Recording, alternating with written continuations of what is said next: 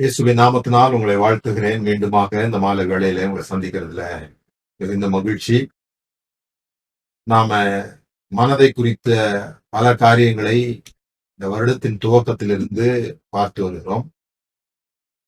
அதுல இப்போ உணர்ச்சி சம்பந்தமான சில காரியங்களை பார்த்து வருகிறோம். போன வாரத்துல எப்படி இருக்கீங்க அப்படின்னு உங்களை நீங்களே கேட்டுக்கொள்ளும்படியான சில விஷயங்களை நான் சொல்லிக் கொடுத்தேன்.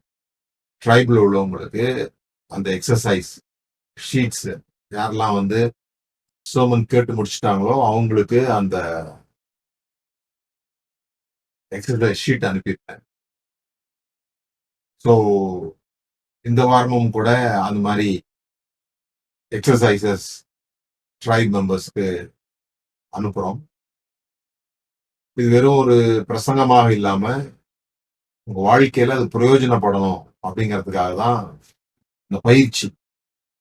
தினந்தோறும் செய்ய வேண்டிய பயிற்சி, இந்த இரவு நேரங்களில் செய்ய வேண்டிய பயிற்சி, அந்த வாரம் முழுவதும் செய்ய வேண்டிய பயிற்சி என்று சொல்லி அது பிரித்து செய்யறோம். எக்ஸசைஸ்னா ரொம்ப பெரிய கஷ்டமான விஷயம்லாம் இல்லை.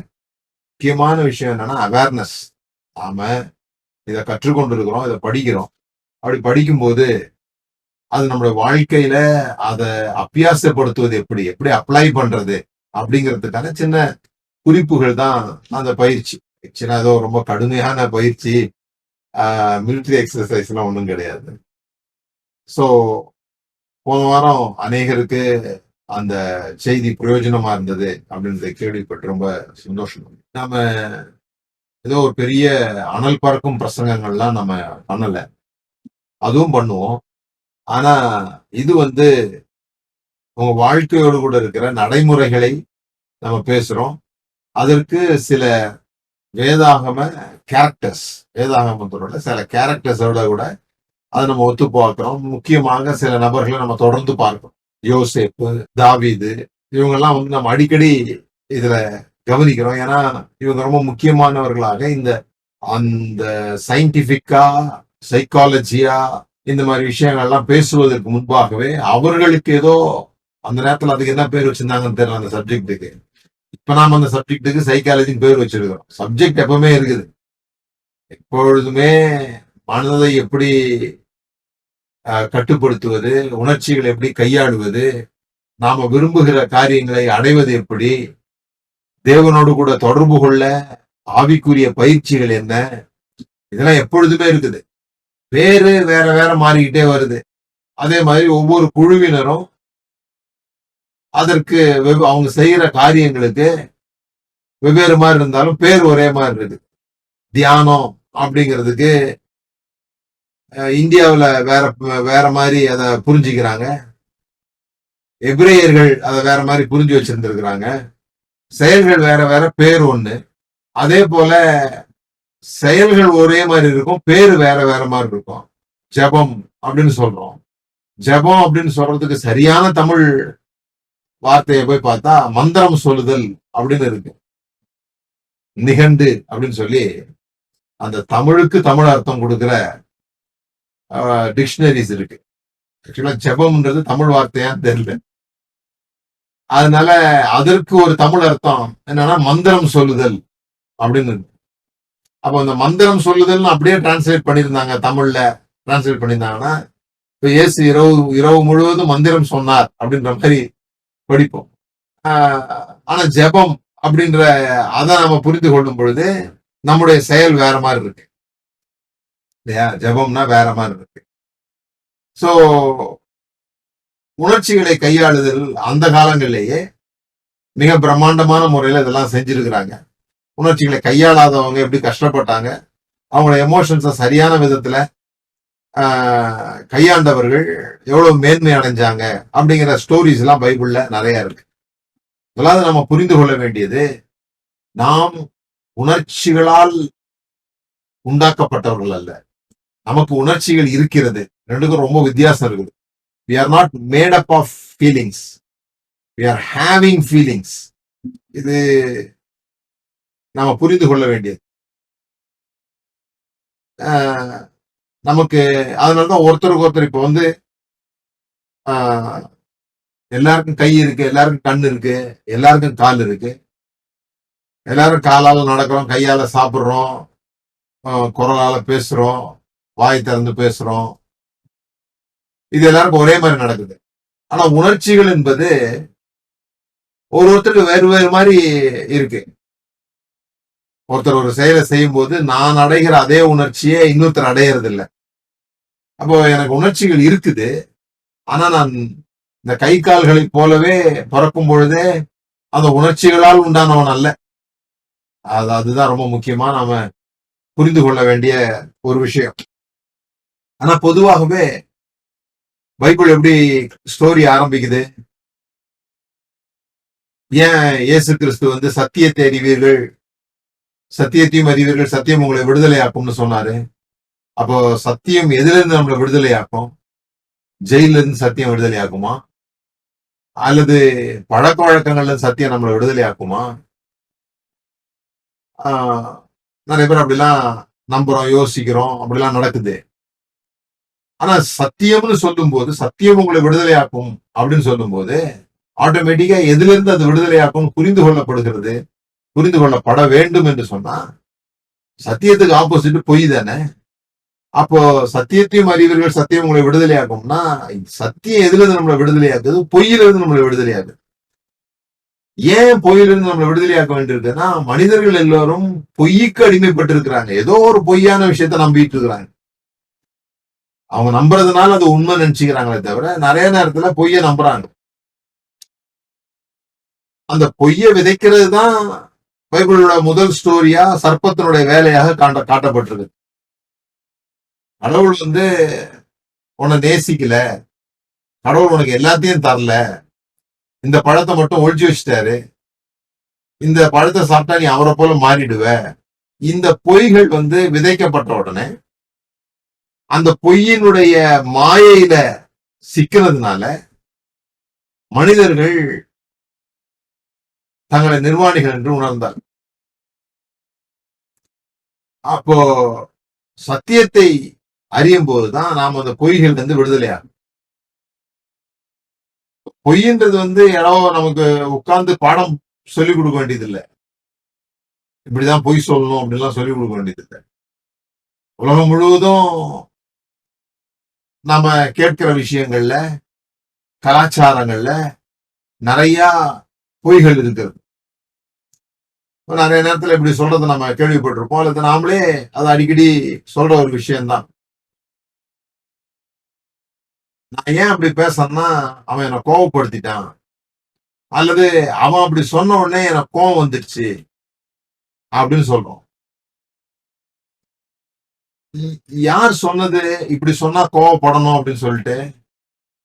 அல்லது கோபம் வந்தா இப்படி அடிக்கணும், கோபம் வந்தா இப்படி பேசிடணும் அப்படின்னு யார் சொன்னா? அப்படின்னு ஏதாவது சட்டம் இருக்கா? கோபம் வந்தா கண்டிப்பா ஏத்தாமல் அடிக்கணும், அல்லது கோபம் வந்தா கண்டிப்பா கத்தணும், அல்லது கோபம் வந்தா கண்டிப்பா கெட்ட வார்த்தை போட்டு திட்டணும், இப்படின்னு எந்த சட்டமும் கிடையாது. ஆனா ஏன் இப்படி செய்யறோம்னா நம்ம ஒரு பொய்யை நம்புறோம். கோவப்பட்டா இப்படிதான் ரியாக்ட் பண்ணணும் அப்படின்னு நமக்குள்ளாக ஒரு பொய் பதிக்கப்பட்டிருக்கிறது. அதனால நாம என்ன நினைக்கிறோம்னு சொல்லி சொன்னா, நம்ம செய்யறது சரிதான், அல்லது பிறகு வருந்துனா கூட அப்ப அப்படிதான் நடந்து கொள்ள முடியும், வேற வழி இல்லைன்னு நினைக்கிறோம். என்ன ஒருத்தர் இன்சல்ட் பண்ணிட்டாங்க, உடனே நான் அவங்களை அடிச்சிடுறேன், அல்லது அவங்கள நான் மோசமா பேசிடுறேன், அல்லது அவங்க என்ன வார்த்தை சொல்லி என்ன இன்சல்ட் பண்ணாங்களோ அதே வார்த்தையை நான் திரும்பி சொல்லி இன்சல்ட் பண்றேன். இதெல்லாம் கண்ணிமை பொழுதுல நடந்துருது. பிறகு வருந்துரும் சில சமயங்கள்ல, ஐயோ இப்படி பேசிட்டுமே அப்படின்ட்டு. அப்ப கூட என்ன நியாயம் சொல்றோம்னா, அவங்க அப்படி சொன்னதுனாலதானே நான் அப்படி சொன்னேன், அவங்க இப்படி நடந்து கொண்டதுனால நான் அப்படி நடந்துகிட்டேன் அப்படின்னு சொல்றோம் இல்லையா?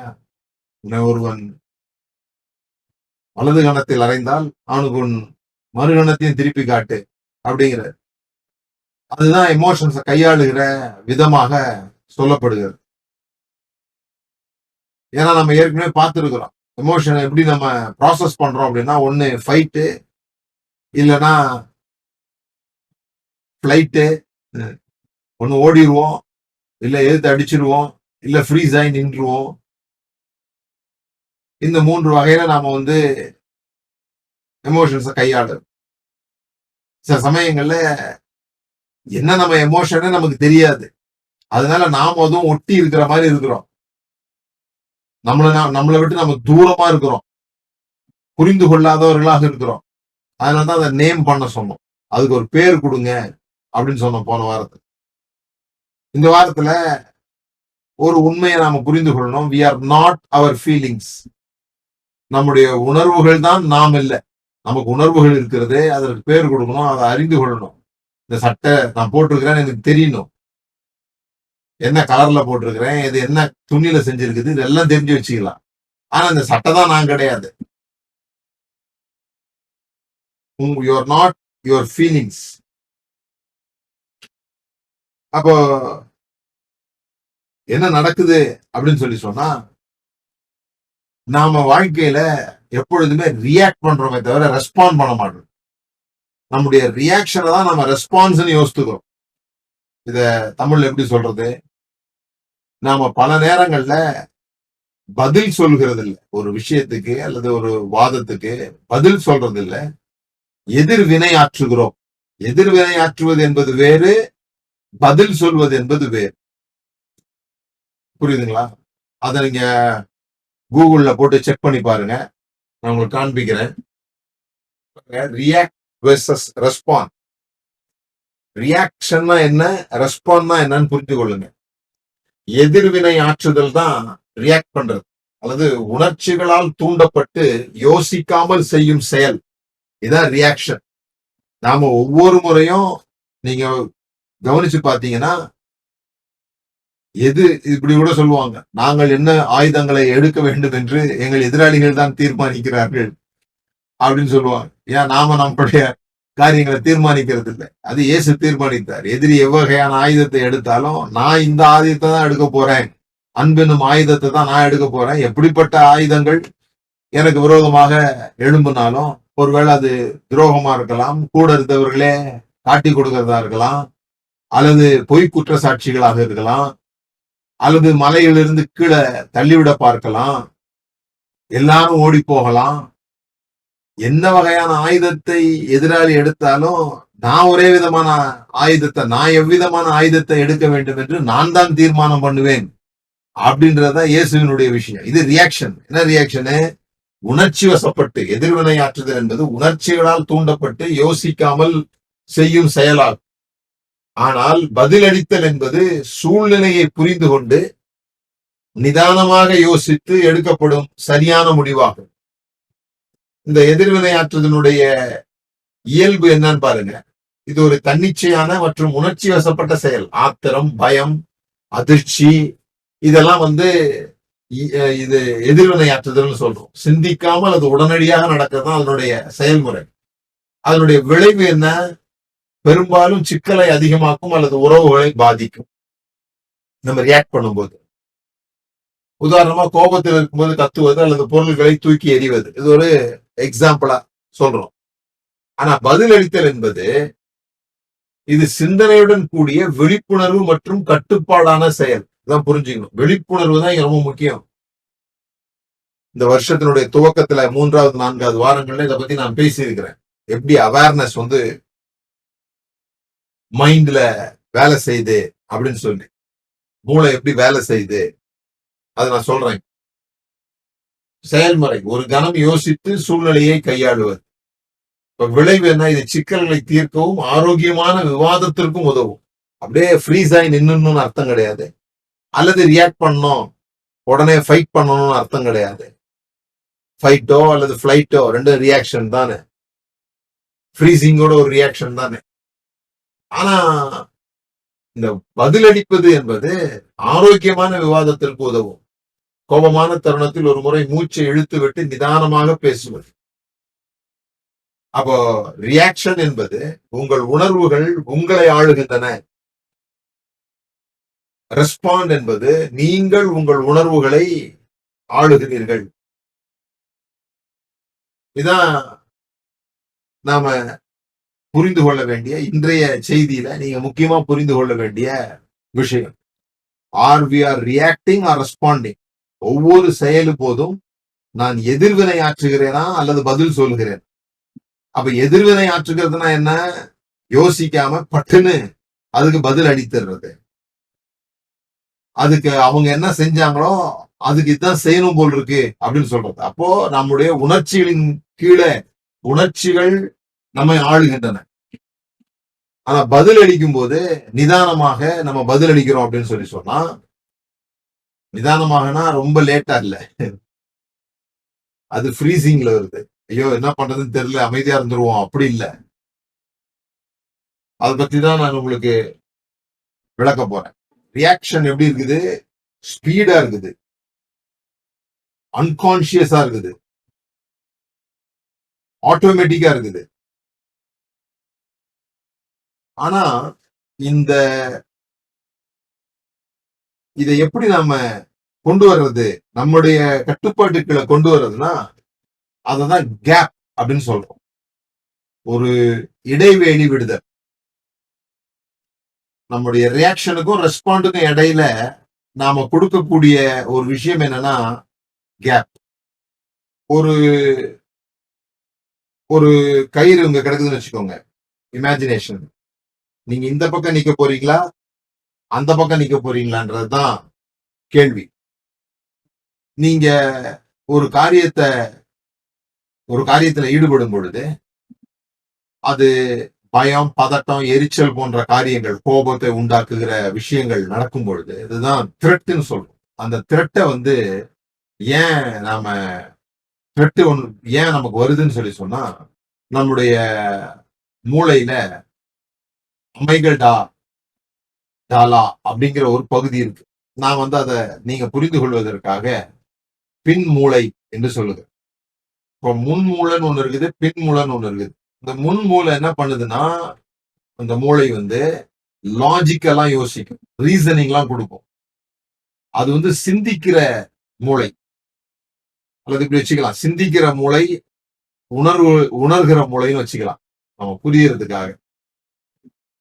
அப்போ ஒரு சிங்கம் வருதுன்னு சொல்லும் போது நாம உயிர் வாழ்வதற்காக நாம அந்த நேரத்துல சிந்திச்சுட்டுலாம் இருக்க முடியாதுன்றதுனால ஓடணுமா அல்லது நிக்கணுமா அல்லது அதோட சண்டை போடணுமா, இதெல்லாம் ஃபிராக்ஷன் ஆஃப் செகண்ட்ல ஒரு முடிவு எடுத்து ஆகணும். அப்போ நேரடியாக இந்த த்ரெட் வரும்போது என்ன நடக்குதுன்னா, அந்த மூளையினுடைய பின்பகுதிக்கு தகவல் போயிடுது. இந்த முன்பகுதிய, இந்த சிந்திக்கிற பகுதியை பைபாஸ் பண்ணி போயிடுது.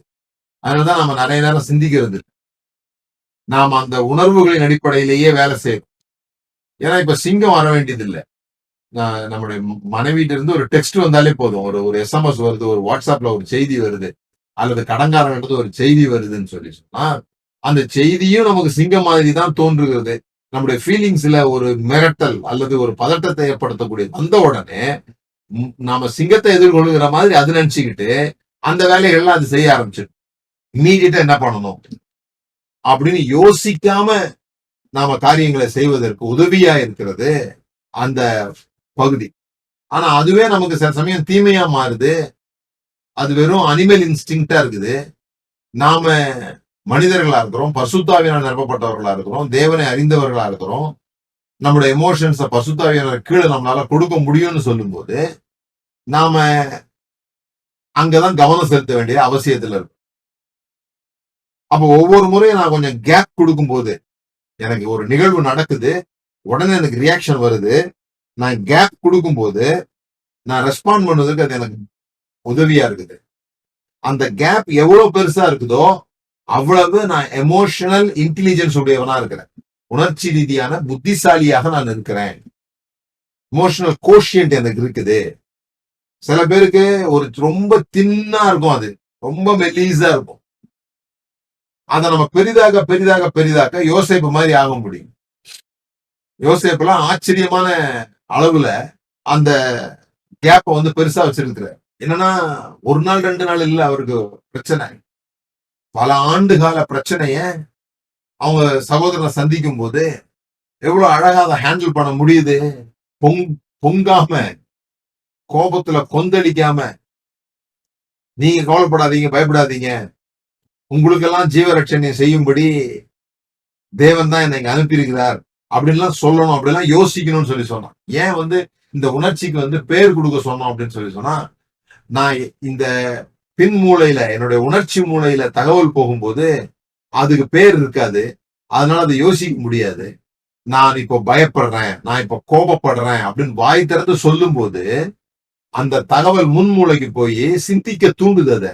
அதுக்கு ஒரு பேர் கொடுக்கும் போதே ஏன் கோபம் அமைதியாகுது, நான் எனக்கு ரொம்ப கோபமா இருக்குன்னு சொல்லும் போதே கோபம் ஏன் அமைதியா ஆகுதுன்னு சொன்னா, அல்லது எனக்கு எனக்கு பொறாமையா இருக்கு, எனக்கு எரிச்சலா இருக்குது அப்படின்னு நான் வாயை திறந்து சொல்லும் போது அதுக்கு ஒரு பேர் கொடுக்கும்போது நான் சிந்திக்க ஆரம்பிச்சிடுறேன்.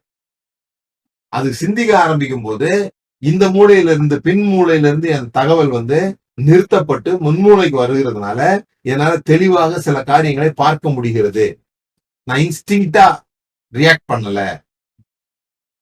அப்ப யோசேப்புக்கு அந்த வல்லமை இருந்திருக்கு பாரு. அந்த வல்லமை இல்லாம போயிருந்ததுன்னா எந்நேரமும் யோசேப்பு புலம்பலே, ஒரு எரேமியா எழுதின புலம்பல் மாதிரி யோசேப்பின் புலம்பல்னு ஒரு புஸ்தகம் எழுதியிருக்கலாம். நாம யோசேப்பா இருந்தா கண்டிப்பா ஒரு புலம்பல் புஸ்தகம் யோசேப்புடைய லைஃப்ல யோசேப்பு பாடின பாடல் இல்ல, அவன் குழியில தள்ளும் போது தேவனை நோக்கி கதற மாதிரியும், அல்லது பொய் குற்றச்சாட்டுகள் சொல்லி ஜெயில போட்டுக்கும் போது தேவனை நோக்கி கதற மாதிரியும், 2 வருஷமா ஒருத்தன் உதவி பெற்ற ஒருத்தன் மறந்த போது, ஆண்டவரே இப்படி ஏன் தான் மனுஷங்கெல்லாம் அப்படி இருக்காங்களோ, உதவியை பெற்றுக்கிட்டு பாருங்க என்ன மறந்து போயிட்டான் அப்படின்னும், எங்கெல்லாம் புலம்ப முடியுமோ அங்க எல்லாம் யோசேப்பு புலம்பவே இல்லை. அவங்கெல்லாம் ரியாக்ட் பண்ணவே இல்லை. யோசேப்பினுடைய பதில் என்ன, இப்படி பாதிக்கப்படும் போது யோசேப்பினுடைய பதில் என்னன்னு தேடினா பதில் கிடைக்க மாட்டேங்குது. எங்க பதில் கிடைக்குது? சகோதரர்கள் வரும்போது பதில் கிடைக்குது. நான் எப்படி இந்த காரியத்தை பார்க்கிறேன் அப்படின்னு அவ்வளவு அழகா ரெஸ்பாண்ட் பண்ண முடியுது, அவனால பதில் அளிக்க முடியுது. அவன் எதிர்வினை ஆற்றல. அண்ணமார் செஞ்சதுக்கெல்லாம் நான் அதுக்கு பழிக்கு பழி வாங்குவேன். நான் ராஜா ஆன உடனே போர்த்திபார்ன்ற பதவியே ஒழிச்சிடுவேன். ஏன்னா போர்த்திபார் மனைவினால்தான் எனக்கு பிரச்சனை ஆச்சு, அதனால அந்த பதவியை எடுத்துட்டா பிரச்சனையே முடிஞ்சு போச்சு, இனி யாரும் பாதிக்கப்படக்கூடாது அப்படின்ற ஒரு நியாயத்தை சொல்லி போர்த்திபார்ன்ற பதவியே நம்ம நாட்டில் இருக்கக்கூடாது அப்படின்னு இந்த காலத்து அரசியல்வாதிகள் போலெல்லாம் அவன் ரியாக்ட் பண்ணல, ரெஸ்பாண்ட் பண்றாங்க, நிதானமாக செயல்படுறாங்க. புரியுதுங்களா? அப்போ நமக்கு யாராவது தீமை செய்யும் போது, நம்ம ஒருத்தர் சரியா புரிந்து கொள்ளாத போது, நம்மளை தூக்கி குழியில போடும் பொழுது, குழினா இப்ப யாரும் டைரக்டா நம்மளை குழியில தூக்கி போடுறது இல்லை. ஆனா உங்களுக்கு தெரியும் தானே குழியில போறதுன்னா என்னன்னு. பின்னால முதுகுல குத்தும் பொழுது நாம எப்படி ரியாக்ட் பண்றோம்? we are giving the gap. அது ஒருவேளை சின்னதா கூட இருக்கும் நமக்கு, ஆனா அது கொஞ்சம் பெருசாக்கணும். யோசேப்பு தான் அதனுடைய கிராண்ட் மாஸ்டர் ஆஃப் கேப். ஏன் இது நமக்கு ஆகுது அப்படின்னு சொல்றதுதான் நான் சொன்னேன். சர்வைவல் பிரெயின் நம்மளை எப்படியாவது பாதுகாப்பதற்காக, ஆபத்திலிருந்து பாதுகாப்பதற்காக உருவாக்கப்பட்ட, தேவனால் கொடுக்கப்பட்ட அந்த மூளையினுடைய பகுதி நம்மளை ஆபத்திலிருந்து பாதுகாப்பதற்காக கொடுக்கப்பட்டது. ஆனா இப்போ நாம சின்ன சின்ன விஷயங்களையும் பதட்டப்படும் போது அது ஆபத்து என்று கருதி கொள்கிறது. அது ஆபத்துன்னு கருதணும்னா அது ரியாக்ட் பண்ண ஆரம்பிச்சிடுது. அதுக்கு பெரிய ஆபத்து சின்ன ஆபத்துலாம் இல்ல. நீங்க கற்பனை பண்றீங்களா அது உண்மையிலே நடக்குதான்னு கூட அதுக்கு தெரியாது. நீங்க கற்பனை பண்ணி பயந்தா கூட உடனடியாக அது என்ன ரியாக்ட் பண்ணணுமோ அதை தான் அந்த பகுதி ரியாக்ட் பண்ணுது. ஏன்னா அது ஒழுங்கா வேலை செய்யறதுனால. அப்ப திங்கிங் பிரெயின் நின்றுது. அதுக்கு ரத்தமே போறது இல்லையா அந்த டைம்ல. இந்த மாதிரியான பதட்டம், பயம் இந்த மாதிரி வந்த உடனே அது ஒரு அலாரம் ஆகுது. அந்த அலாரம் கொடுத்த உடனே இந்த ப்ரீஃப்ரண்டல் கோர்டெக்ஸ், இந்த முன்மண்டை என்று சொல்லப்படுகிற, முன்மூளை என்று சொல்லப்படுகிற அந்த பகுதி ஷட் டவுன் ஆயிடுது. ஷட் டவுன் ஆன உடனே எல்லா பிளட்டும் இந்த பகுதிக்கு பின்மண்டைக்கு போனதுனால அது நம்மள ஒண்ணு ஓட சொல்லுது, இல்லைன்னா எய்த்து அடிக்க சொல்லுது. ஆனா நம்ம ஒரு மிருகம் போல நடந்து கொள்ள ஆரம்பிக்கும். ஏன்னா மிருகத்துக்கு சிந்திக்க முடியாது, அது இன்ஸ்டிங்க்ட்ல வேலை செய்யுது.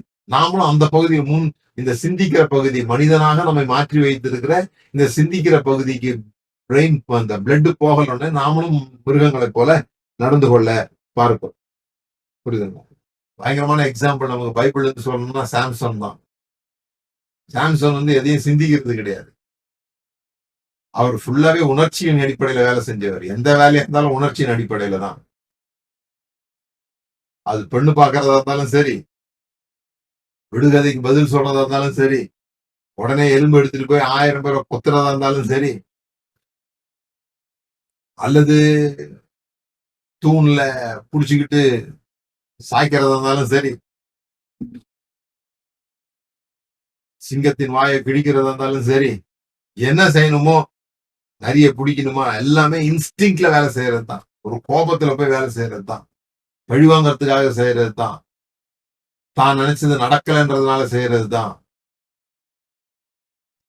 சாம்சனுடைய பிரச்சனையே அவனுடைய உணர்ச்சிகளை அவன் கையாள தெரியாது. யோசேப்பு உயர்ந்தது காரணம் அவனோட உணர்ச்சிகளை அவனுக்கு கையாள முடிஞ்சது. துரோகத்தையும் சரி, இச்சையையும் சரி, பெரிய பதவிகள்ல உட்காரும் போதும் சரி, அவனோட உணர்ச்சிகளை அவனால கையாள முடியுது. நாம இங்க உட்காந்துட்டோம், இனிமே என்ன வேணா செய்யலாம் அப்படி யோசிக்கலாம்.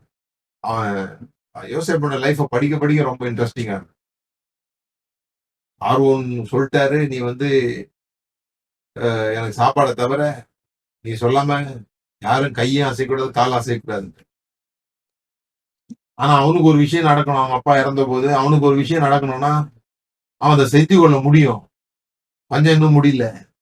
கையெழுத்து யோசேப்பு கையெழுத்து போட்டு அவனுடைய வேலையை அவன் செஞ்சு கொள்ள முடியும். ஆனா அல்லது அவன் நேரடியா ராஜா கிட்ட போய், ராஜா எனக்கு இப்படி செய்யுங்க அப்படி கேட்க முடியும். அவெல்லாம் பண்ண ஒரு ப்ராசஸ்ல போறான். ராஜா குடும்பத்தார்கிட்ட போய் குடும்பத்தார் மூலமா அந்த மாதிரி ப்ராசஸ் எல்லாம் பாருங்க. எப்பொழுதுமே சூரியனுக்கு டார்ச் அடிக்க கூடாதுன்னு சொல்லுவாங்க. சூரியனுக்கே டார்ச் ஆமா. நம்ம சில சமயங்கள் அப்படிதான்.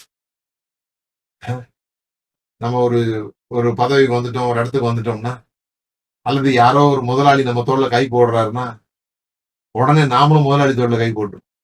அவர் நம்மளதான் நம்ம மேல கை போட்டார்ல, நாமளும் போட்டுருவோம். அவர் அடுத்த நாள் நம்மள வேலையை விட்டு தூக்கிடுவார். சரி, இது இந்த சாம்சனுடைய பிரச்சனை. அவனுக்கு எப்போ அந்த கேப்பே வருதுன்னு சொல்லி சொன்னா, எப்போ ஒரு ஜபமே வருதுன்னு சொல்லி சொன்னா, எல்லாத்தையும் இழந்த பிறகு, கண்ணை இழந்த பிறகு, மாவாட்ட வச்ச பிறகு, அவன் கடைசியில தன்னைத்தானே சுசைட் பாம் தற்கொலை படையா மாறி அவன் தன்னையும் அழித்து மற்றவர்களையும் அழிக்கிற பரிதாபமான நிலைமைக்கு போயிடுறான். இந்த கேப் கொடுக்கறதுக்கு பாடியில இந்த இப்ப நம்ம கோவப்பட்டோம் அப்படின்னா அந்த பாடியில அது எவ்வளவு நேரம் இருக்குமானா 20 நிமிஷம் இருக்குமா. அந்த 20 நிமிஷத்துக்கு அப்புறமா நம்ம அதை பத்தி யோசித்தோம்னா வேற மாதிரி யோசிப்போம். அந்த 20 நிமிஷத்துக்குள்ள யோசித்தோம்னா அதை பத்தி வேற மாதிரி யோசிப்போம்னு சொல்றாங்க.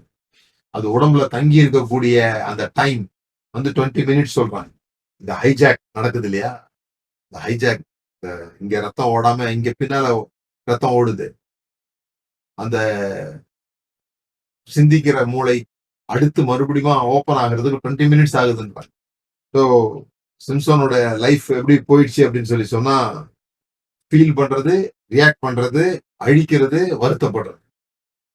ஃபீலிங், ரியாக்ஷன், அதனால உண்டாகிற அழிவு, அதனால உண்டாகிற நஷ்டம், பிறகு அதனால உண்டாகிற வருத்தம். இந்த லூப்ல மாட்டிட்டு தான் சிம்சனோட லைஃப் போனது மட்டும் இல்லாம நம்மளுடைய பல பேருடைய வாழ்க்கையில இதுதான் நம்முடைய லூப்பா இருக்குது. இந்த இந்த சர்க்கிள்ல தான் மாட்டிட்டு இருக்கோம். ஏதோ ஒரு ஃபீல் பண்றோம், அந்த ஃபீல் பண்ணதுக்கு உடனே ரியாக்ட் பண்றோம், ரெஸ்பாண்ட் பண்றது இல்ல, அதுக்கு பதில் கொடுக்கறது இல்ல, அது என்ன சொல்லுதோ அதை செய்யறோம்.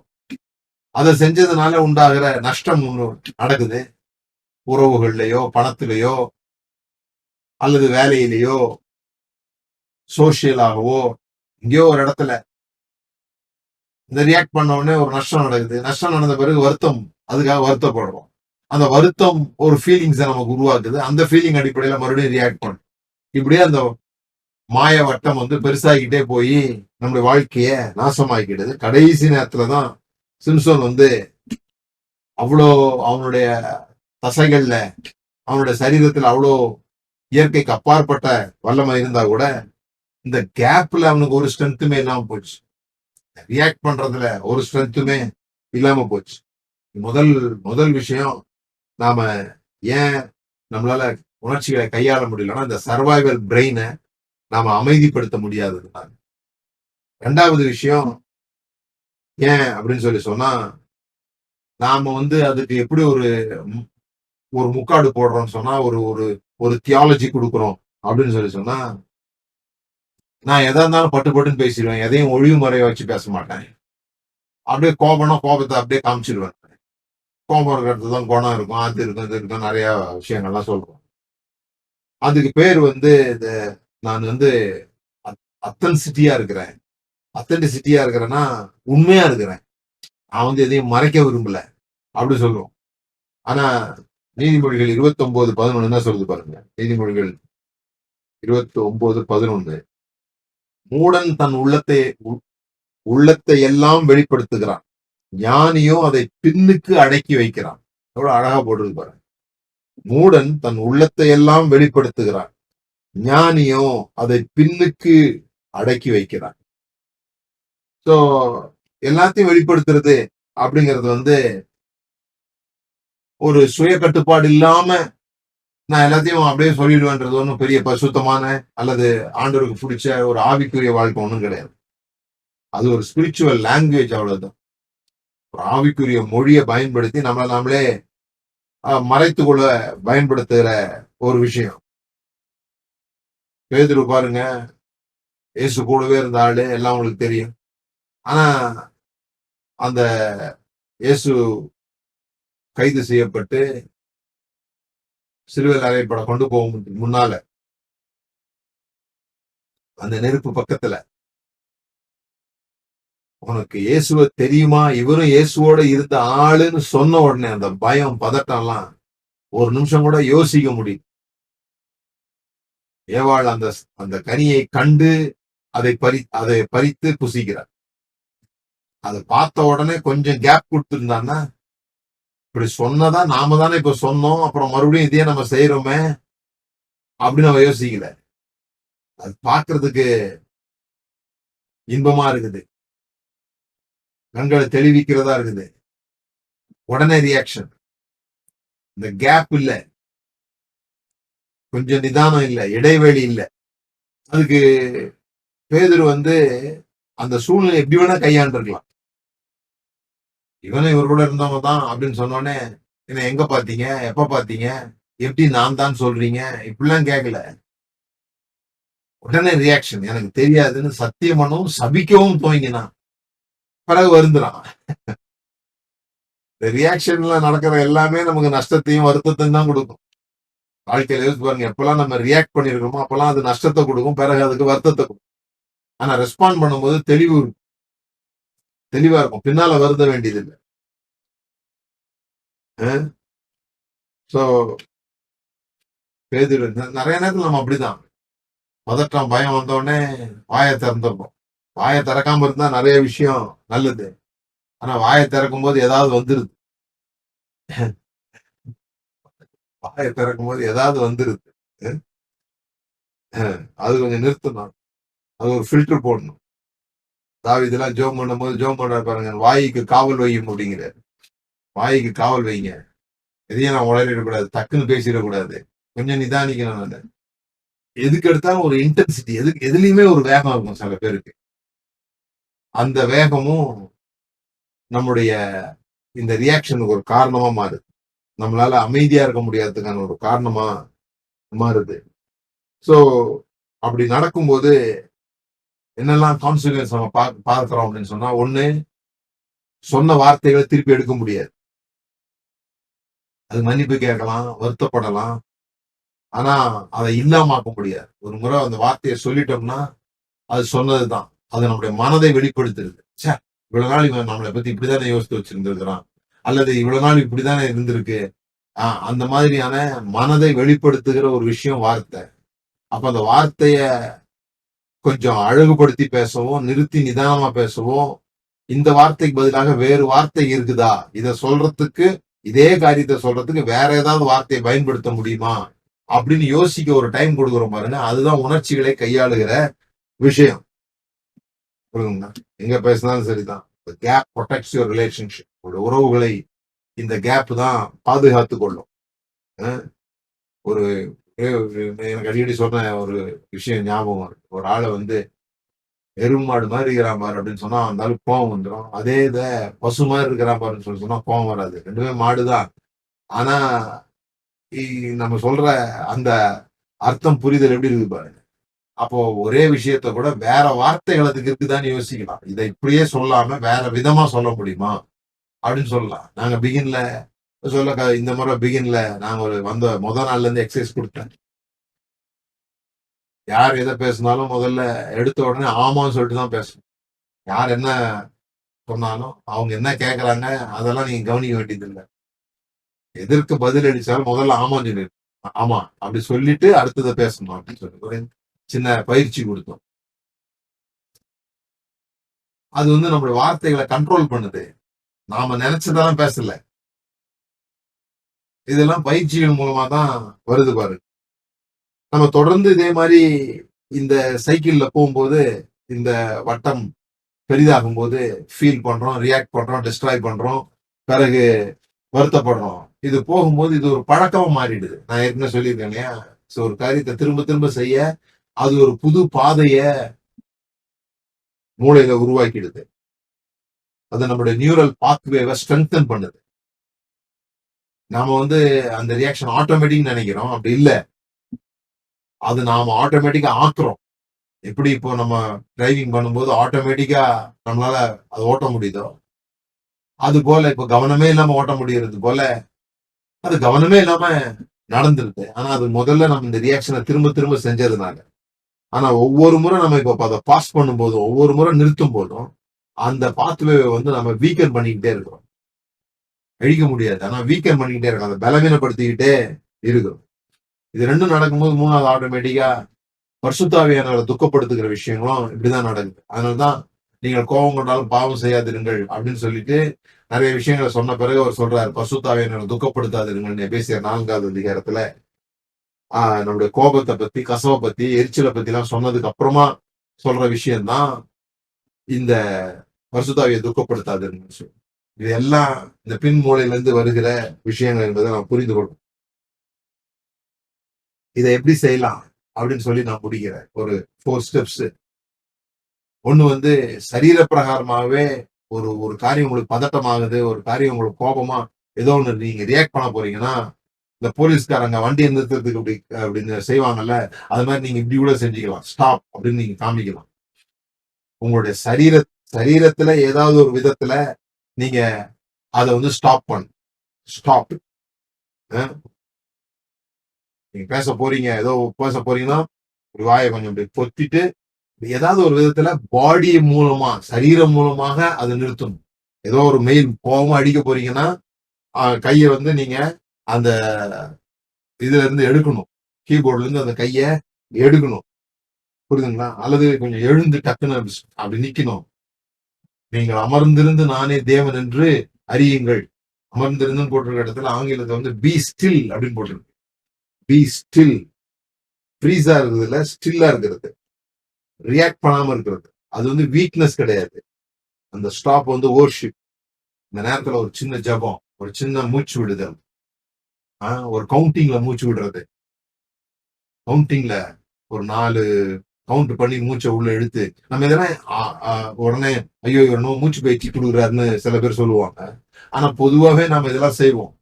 ரொம்ப கோபமா இருக்கும்போது அந்த கோபத்தை கட்டுப்படுத்தணும்னா மூக்கு வழியா மூச்சு விட மாட்டோம். அப்படிமோ அது ஆட்டோமேட்டிக்கா நம்ம சரீரமே அதுக்கு பழகி இருக்குது எப்படி எல்லாம் கண்ட்ரோல் பண்ணணும்னு சொல்லி. அதை நம்ம இன்னும் கொஞ்சம் நல்ல முறையில செய்யணும். கொஞ்சம் கவுண்ட் பண்ணி மூக்கு வழியா மூச்சை எடுத்து கொஞ்ச நேரம் வச்சிருந்து வாய் வழியா அந்த மூச்சை வெளியிடும் போது அந்த மூளை பகுதியெல்லாம் கொஞ்சம் அமைதல் ஆகுது. ஸ்டாப் பண்றதுக்கு கேப் கிடைக்குது நமக்கு. அப்புறம் அப்போ ஆண்டவரே இப்ப நானு இதுக்கு என்ன பண்ணலாம், இதுக்கு என்ன பேசலாம் அப்படி ஒரு சின்ன ஜபம் பண்ணும் இல்லையா? ஒரு சின்ன ஜபம். ஸ்டாப் பண்ணும், பிறகு பிரீத் பண்ணும், பிறகு அதுக்கு போன வாரம் நான் சொன்னது போல அந்த உணர்ச்சிகளுக்கு பெயர் கொடுக்கும். அந்த நர்வஸ் சிஸ்டத்துக்கு ஒரு பேர் கொடுக்கும். நீங்க என்ன ஃபீல் பண்றீங்க? ஐ எம் ஃபீலிங் பேட் அப்படி சொல்லாதீங்க. எனக்கு ஒரு மாதிரி இருக்கு அப்படி சொல்லாதீங்க. நான் இப்படி என்னை அசிங்கப்படுத்திட்டு தான் நான் நினைக்கிறேன். எனக்கு ஃபீலிங் எனக்கு ரொம்ப வெக்கமாயிடுச்சு. அந்த மாதிரி அதுக்கு ஒரு ஃபீல் கொடுங்க. எனக்கு என்னமோ இது மிரட்டுற மாதிரி இருக்கு அப்படின்ற ஒரு ஒரு ஒரு அந்த ஃபீல் கொடுக்கும்போது, நான் ஏற்கனவே சொன்னது போல அது முன்மூளையில எந்த பகுதி ரீசனிங் பகுதியோ, எந்த பகுதி லாஜிக் பகுதியோ அந்த பகுதி வேலை செய்ய ஆரம்பிக்கும். அதனாலதான் தாவீதை பற்றி எல்லாம் போன வாரத்துல பார்த்தோம். பிறகு கடைசியா சூஸ் பண்ணுங்க. ஸோ ஃபர்ஸ்ட் ஸ்டாப் பண்ணுங்க, பிறகு பிரீத் பண்ணுங்க, பிறகு நேம் பண்ணுங்க, பிறகு சூஸ் பண்ணுங்க. எப்படி சூஸ் பண்ண போறீங்க? நீங்க ஒரு விஷயத்த செய்யறதுக்கு முன்னால, நீங்க பேசுறதுக்கு முன்னால அல்லது ரியாக்ட் பண்றதுக்கு முன்னால ஒரு கேள்வி கேளுங்க. உங்களை நீங்களே ஒரு கேள்வி கேளுங்க. இந்த சூழ்நிலையில் அன்பு என்ன செய்யும்? இந்த சூழ்நிலையில் அன்பு என்ன செய்யும்? அந்த ஒரு கேள்வி கேளுங்க, எவ்வளவு அமைதி உருவாகுதுன்னு பாருங்க. What would love do right now? பிள்ளைங்க கத்திக்கிட்டு இருக்கிறாங்க, உங்களுக்கும் கத்தணும் போல இருக்கா? மூச்சு ஆழமா இழுத்து விடுங்க. கொஞ்சம் சரீரத்துல ஏதாவது ஒரு விதத்துல ஸ்டாப் அப்படின்ற மாதிரி காமிங்க. ஸ்டாப் பண்ற மாதிரி ஒரு ஆக்ஷன் பண்ணுங்க. அப்புறம் பிரீத் பண்ணுங்க. அப்புறம் இவங்கெல்லாம் ரொம்ப கத்துறது எனக்கு எரிச்சலா இருக்குதுன்னு சொல்லுங்க. சொல்லிட்டு அப்புறமா சொல்லுங்க, அன்பு இப்போது என்ன செய்யும் அப்படின்னு ஒரு கேள்வி கேளு. நான் ட்ரைப் மெம்பர்ஸுக்கு நிறைய வார்த்தை கொடுக்க போறேன். இது என்ன செய்யும், இது என்ன செய்யும், எப்படி சூஸ் பண்றதுன்னு சொல்லிட்டு எக்ஸசைஸ். ஆனா இங்க உங்களுக்கு இது மட்டும் நான் சொல்றேன். What would love do right now? அன்பு என்ன செய்யும்? Love forgives. அது மன்னிக்கும், டாலரேட் பண்ணாது. அன்பு உண்மையை சொல்லும், ஆனா சத்தியத்தை கிருபையோட சேர்ந்து கலந்து சொல்லும். மூஞ்சில அடிச்ச மாதிரி சொல்லாது. அப்படியே நானா முகத்துக்கு நேரம் பேசிடுவேன் அப்படி சொல்லாது. சத்தியத்தை கூட அன்போட சொல்லும். உண்மையதான் சொல்லணும். அப்பதான் நாம நம்முடைய ஃபீலிங்ஸ்ல இருந்து, எமோஷன்ஸ்ல இருந்து ஆக்ட் பண்ணாம நம்முடைய சாய்ஸ்ல இருந்து ஆக்ட் பண்ணும். அந்த இளையகுமாரன் வந்தபோது தகப்பன் கம்பேஷனை சூஸ் பண்ணார். அதனாலதான் அவர் ஓடி போனார். கதைகள்லாம் உங்களுக்கு தெரியும். இயேசுவை காட்டி கொடுத்ததுல 2 பேர் இருக்காங்க. காட்டி கொடுக்கல. இயேசுவை காட்டி கொடுத்தது யூதாஸ் காரியத்தும் சரி, பேதுருவும் சரி, ஆக்ஷன் என்னமோ ஒண்ணுதான். இவர் தான் காட்டி கொடுத்தது யூதாஸ்.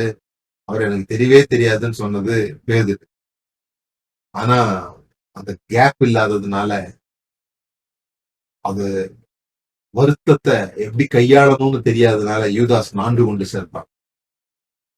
ஆனா பேதுரு அந்த வருத்தத்தை ப்ராசஸ் பண்ண இயேசு திரும்பி பார்க்கிறாரு. அவன் மனம் கசந்து அழுறான். அந்த வருத்தத்தை அவன் சரியானபடி ப்ராசஸ் பண்ணதுனால ஆண்டவர் அவன்கிட்ட வந்து பேசுற வரைக்கும் காத்திருக்கு.